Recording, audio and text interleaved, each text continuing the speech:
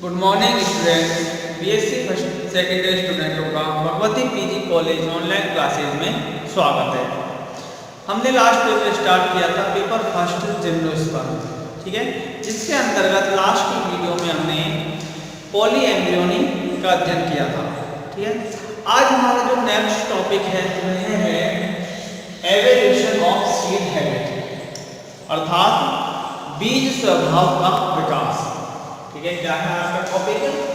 बीज स्वभाव का विकास।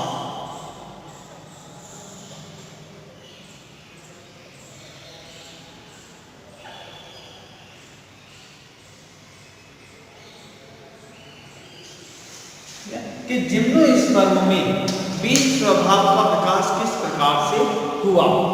जिम्नोस्पर्म से पहले जो पादप होते थे, ठीक है, प्लांट ग्रुप जो है वह है टेरिडोफाइटा, ठीक है।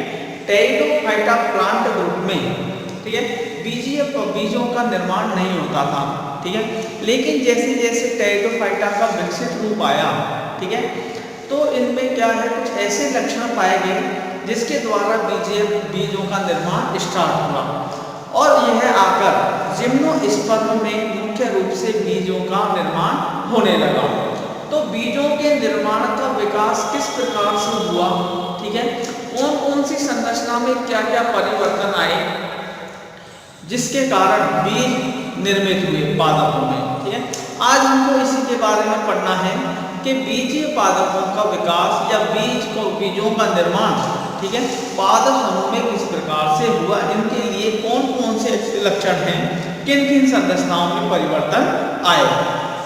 तो सबसे पहले देखिए, हमको जो बीज स्वभाव का विकास पढ़ना है वो क्या है, जिम्नोस्पर्म। जिम्नोस्पर्म प्रथम बीजीय पादप माने जाते हैं, ठीक है। जिम्नोस्पर्म जो है प्रथम बीजीय पादप माने जाते हैं और बीज जो है, बीजीय पादप जो होते हैं, पादप जगत के सबसे विकसित पादप समूह माना जाता है, ठीक है। इनकी उत्पत्ति जो होती है, इनको बीजीय पादपों को मुख्य रूप से क्लासिफिकेशन के अंतर्गत डिवीजन स्पर्मेटोफाइटा या एम्ब्रियोफाइटा के अंतर्गत रखा गया है, ठीक है। इनकी उत्पत्ति जो मानी जाती है बीजीय पादपों की, वह मानी जाती है पैलियोजोइक महाकल्प के, ठीक है, पैलियोजोइक महाकल्प के जुरेसिक या क्रिटेशियस युग काल में मानी जाती है, ठीक है। तो देखिए, बीज स्वभाव के विकास को पढ़ने से पहले इसमें पढ़ रहे हैं कि याद रखना जिम्नोस्पर्म, ठीक है, बहुत अच्छा क्वेश्चन आता है। जिम्नोस्पर्म में बीज स्वभाव के विकास को स्पष्ट कीजिए, सबसे अच्छा क्वेश्चन बनता है। तो देखिए कि जो बीजीय पादप होते हैं, ठीक है, बीजीय पादप पादप जगत के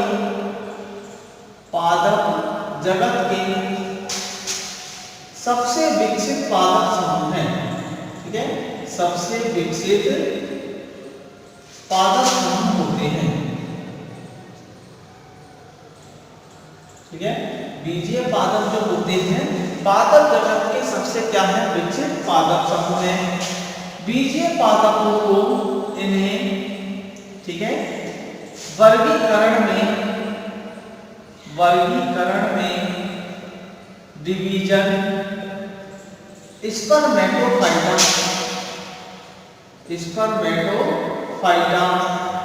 में रखा गया है, ठीक है। कौन से डिवीजन में रखा गया है? डिवीजन स्पर्मेटोफाइटा में रखा गया है बीजीय पादपों, जिसके अंतर्गत पहले जिम्नोस्पर्म को रखा, उसके बाद एंजियोस्पर्म पादपों को रखा। नेक्स्ट, इनकी जो उत्पत्ति होती है, ठीक है, इनकी उत्पत्ति जो है वो कौन से काल में मानी जाती है? पैलियोजोइक महाकल्प की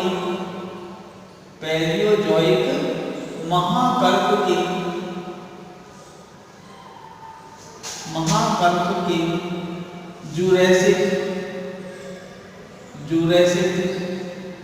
या क्रिटेशियस काल में मानी जाती है, ठीक है। इनकी उत्पत्ति जो है कब मानी जाती है? पैलियोजोइक महाकल्प के जुरेसिक या क्रिटेशियस काल में मानी जाती है। सीड जो होते हैं, बीज क्या है, बीज क्या होते हैं, ठीक है। बीजों का निर्माण किसके द्वारा होता है, बीज जो होते हैं, देखो जब फर्टिलाइजेशन होता है, फर्टिलाइजेशन किसके अंदर होता है, जो बीजाणुधानी या बीजांड के अंदर होता है। तो बीजों का जो निर्माण होता है वो किसके द्वारा होता है, बीजांड या निषेचित अंड के द्वारा होता है, ठीक है। फर्टिलाइज ओव्यूल जो होता है, बीजांड, निषेचित बीजांड जो होता है वह आगे जाकर किसमें कन्वर्ट होता है, बीजांड में कन्वर्ट होता है। बीज जो होते हैं, ठीक है, बीज जो होते हैं सीड, ठीक है, निषेचित बीजांड के उत्पाद होते हैं, ठीक है। क्या होते हैं, निषेचित बीजांड के उत्पाद हैं।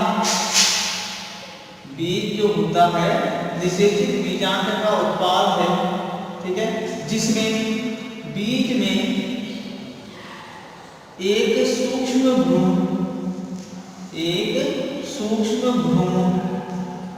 संरक्षित रहता है, सूक्ष्म भ्रूण संरक्षित रहता है, ठीक है। बीज में क्या होता है, एक सूक्ष्म भ्रूण संरक्षित रहता है, ठीक है। बीज के ऊपर जो है, ठीक है, बीज के ऊपर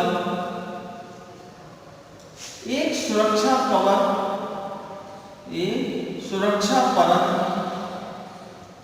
पाई जाती है, जिसे बीज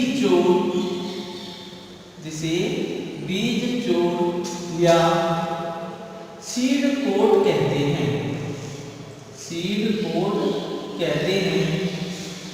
जिसकी उत्पत्ति या जिसका निर्माण बीजांडावरण द्वारा होता है, ठीक है। सीड कोट का निर्माण किसके द्वारा होता है, बीजांडावरण द्वारा होता है, ठीक है।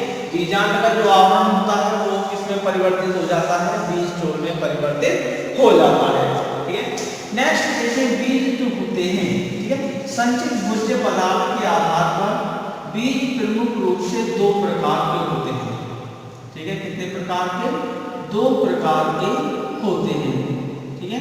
फर्स्ट जो होते हैं वह क्या कहलाते हैं, भ्रूणपोषी बीज, ठीक है। कौन से बीज, भ्रूणपोषी बीज, जिनको कहते हैं हम एंडोस्पर्मिक सीड, ठीक है, एंडोस्पर्मिक सीड, ठीक है।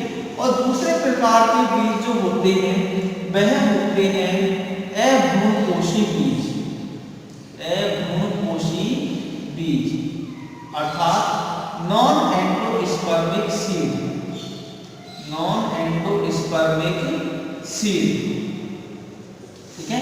बीज जो होते हैं संचित भोज्य पदार्थ के आधार पर कितने प्रकार के होते हैं, दो प्रकार के, एंडोस्पर्मिक बीज और नॉन एंडोस्पर्मिक बीज। एंडोस्पर्मिक बीज किसे कहते हैं, कि वे बीज जिनमें जो रिजर्व फूड होता है, ठीक है, रिजर्व फूड जो होता है वो किसमें स्टोर्ड होता है, एंडोस्पर्म में, अर्थात भ्रूणकोश में, ठीक है, एंडोस्पर्म में स्टोर्ड होता है, ठीक है। उनको क्या कहते हैं, एंडोस्पर्मिक सीड कहते हैं, ठीक है। किसे कहेंगे, वे बीज जिसमें भोज्य पदार्थ जो होता है एंडोस्पर्म में संचित रहता है, ठीक है, उन बीजों को क्या कहते हैं, हम एंडोस्पर्मिक सीड कहते हैं। जबकि नॉन एंडोस्पर्मिक सीड किसे कहेंगे, वे बीज जिनमें रिजर्व फूड जो होता है, ठीक है, जो फूड होता है वो किसमें स्टोर होता है, सीड कोट में, ठीक है, किसमें स्टोर होता है, सीड कोट में स्टोर होता है, संचित होता है, ठीक है। उन बीजों को क्या कहते हैं, हम नॉन एंडोस्पर्मिक सीड कहते हैं, ठीक है। भ्रूणपोषी बीज और अभ्रूणपोषी बीज, ये तो बात हो गई इसकी बीजों के बारे में कि बीज की सामान्य संरचना या बीजों के सामान्य प्रकार कौन से होते हैं। अब यदि हम बीजों के विकास से संबंधित की बातों को बात करें तो बीजों का विकास जो है एक लंबी प्रक्रिया का क्या है, एक चरम अवस्था है। ठीक है, लंबी प्रक्रिया की क्या है, एक चरम अवस्था है। ठीक है, जिसके लिए कुछ शर्तें होती हैं। ठीक है, बीजों के निर्माण के लिए या बीजों के विकास के लिए कुछ शर्तें हैं। उन शर्तों को यदि हम देखें, ठीक है, तो वो शर्त कौन कौन सी हैं देखते हैं।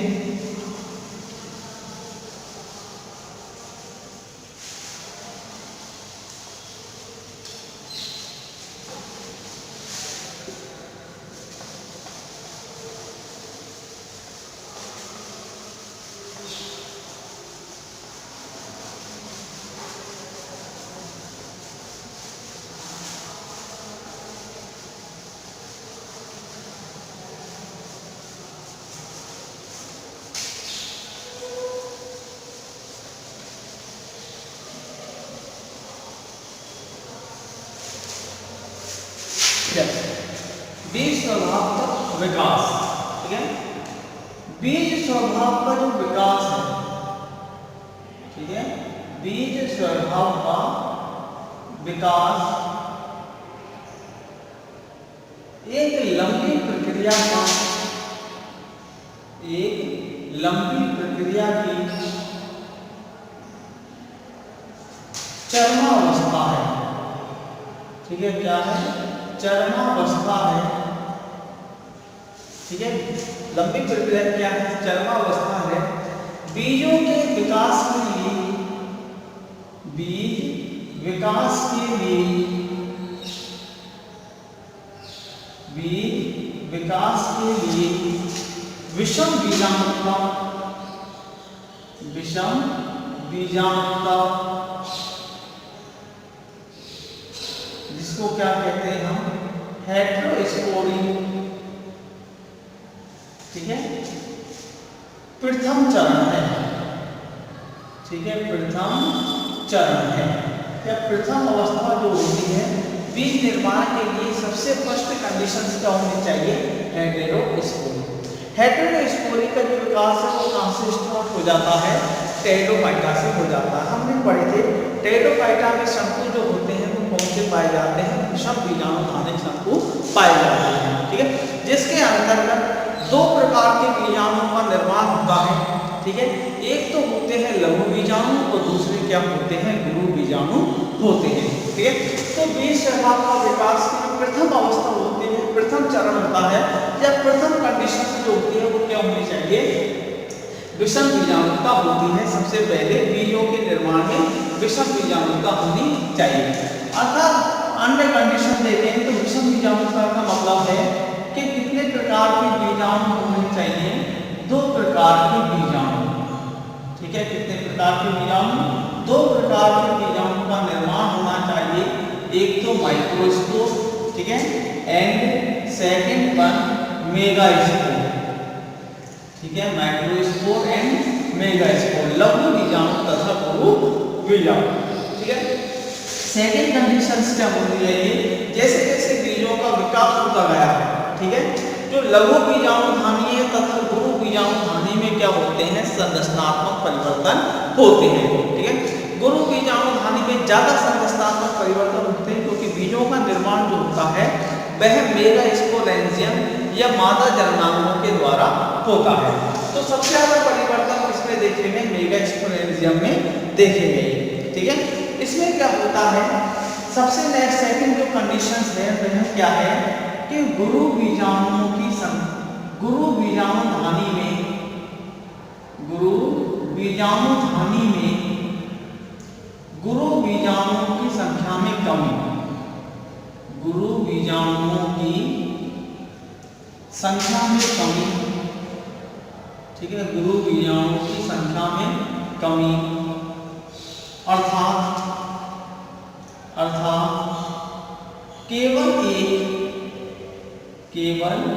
एक सक्रिय गुरु बीजाणु का शेष रहना, केवल एक सक्रिय गुरु बीजाणु का उपस्थित होना या बचना। ठीक है, उपस्थित होना। जैसे जैसे बीज स्वभाव का विकास हुआ, ठीक है, बीजों का निर्माण का समय आया तो गुरु बीजाणु धानी में क्या होते थे, टेरिडोफाइटा में देखें तो सभी गुरु बीजाणु लैंगिक जन्म में भाग लेते थे, लेकिन इसमें क्या हुआ, बीज स्वभाव के विकास के समय गुरु बीजाणु की संख्या में क्या होती गई, कमी होती गई और लास्ट में जाकर फर्टिलाइजेशन के लिए केवल और केवल एक ही गुरु बीजाणु क्या आता था, काम में आता है, ठीक है। इसलिए मेगास्पोरेंजियम में केवल क्या उपस्थित होता था, केवल क्या बचता था, एक सक्रिय गुरु बीजाणु बचता था, ठीक है। नेक्स्ट देखेंगे, नेक्स्ट कंडीशंस क्या होती है, ठीक है, गुरु बीजाणु धानी, गुरु बीजाणु धानी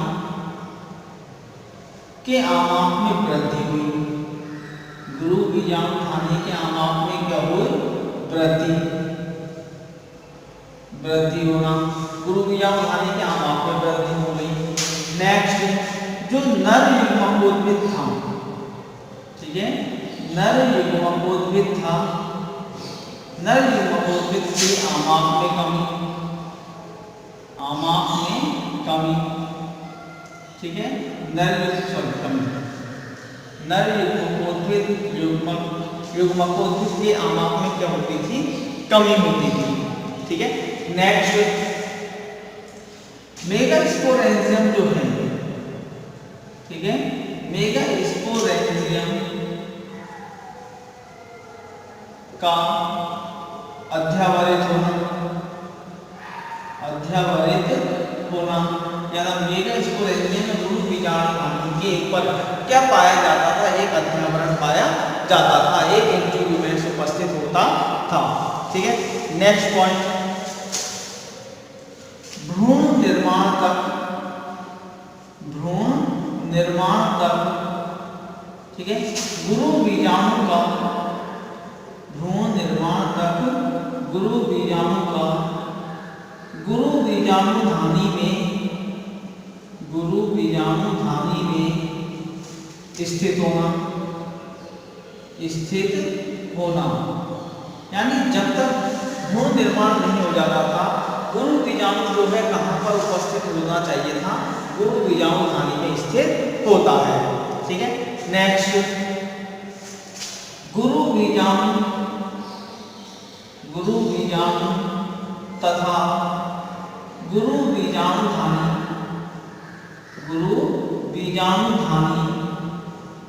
के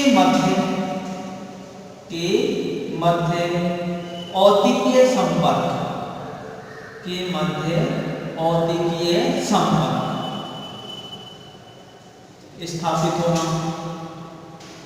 स्थापित होना, यानी दोनों के मध्य गुरु बीजाणु तथा गुरु बीजाणु धानी के मध्य ऊतकीय संबंध क्या होना चाहिए, स्थापित होना चाहिए, आपस में दूसरे के एक दूसरे के संपर्क में रहना चाहिए, ठीक है।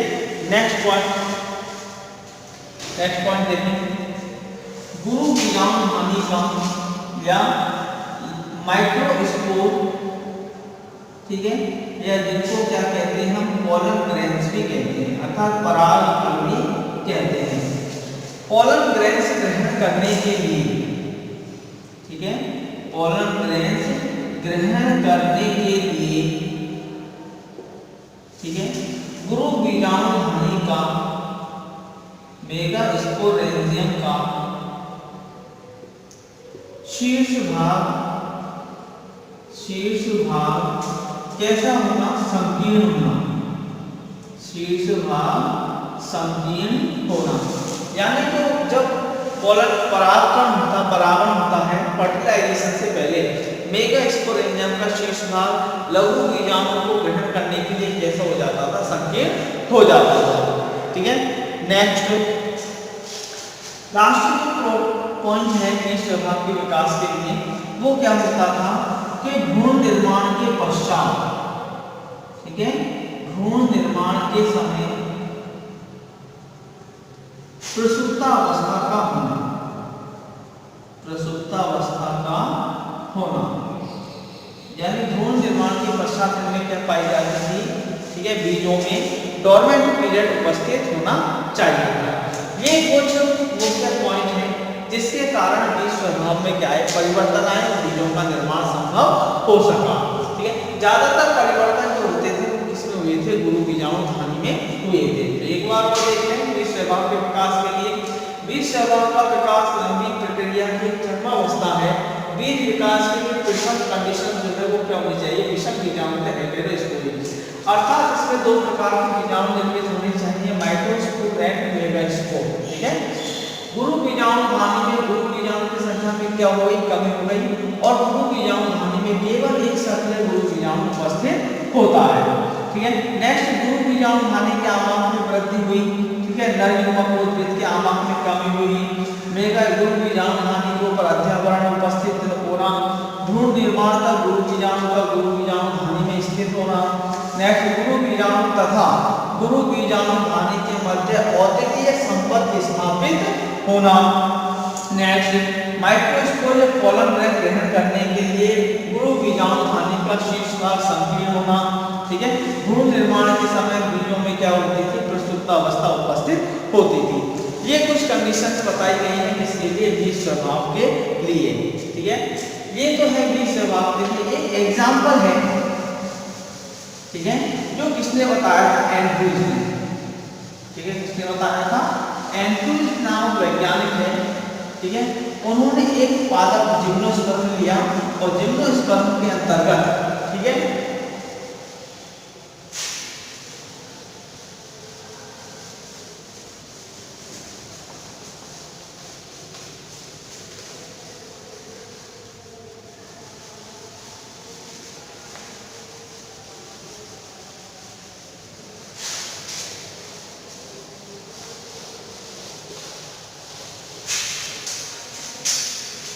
ठीक है, एक वैज्ञानिक है। ठीक है, जिनका नाम क्या है, एंड्रूज। ठीक है, क्या है, एंड्रूज। इन्होंने 1966 में, ठीक है, एक पादप स्टोरोप्टेरिस